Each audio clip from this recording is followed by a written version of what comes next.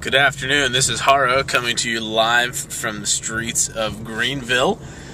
This is going to be one of my first video posts. I'm leaving the office to head to meet my wife and kids. We're saying goodbye to someone that's going to Ecuador for 6 weeks. Real estate market today, nothing too exciting going on. Got 4 contracts pending right now, and got a listing presentation tomorrow with a friend of a friend. Looking forward to that. Greenville pretty steady right now. Not, we're in the fall season, which there's a little bit of quietness in the fall. I had a question today about lease purchase. This is an interesting topic and a little more popular nowadays because there's so many credit's really tight, so it's a little bit harder to get financing. So a lot of sellers, I'll coach sellers to consider lease purchase, just to open the window a little bit more. And basically the way that works is that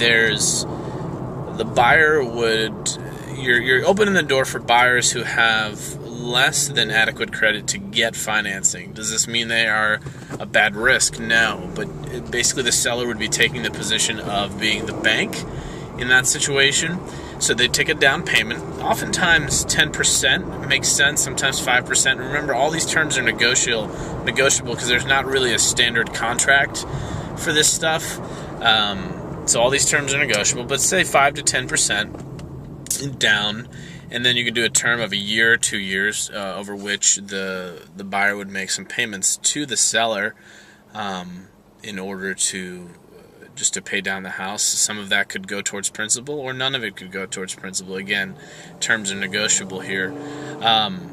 The challenge with the lease purchase is there's some inherent risk for the buyer, inherent risk for the seller. The inherent risks for the buyer are, what if all of a sudden the seller does not care anymore and stops paying his payments to the bank and taxes and insurance and runs off with the buyer's down payment, never to be seen again.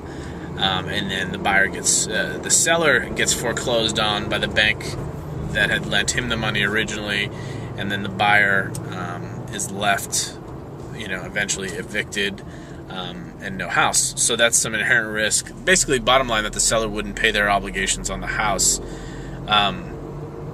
Secondly, inherent risk for the seller is you get a buyer in there, and let's say something happens and they stop paying.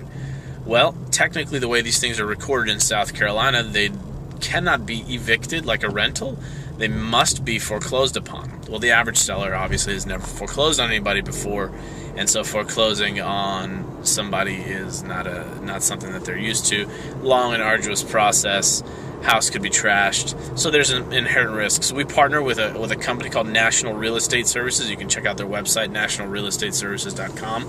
They actually help to structure these things where they'll service the loan for a fee, a monthly fee. They'll do a credit check on the buyer. They've got a standard contract that they've created.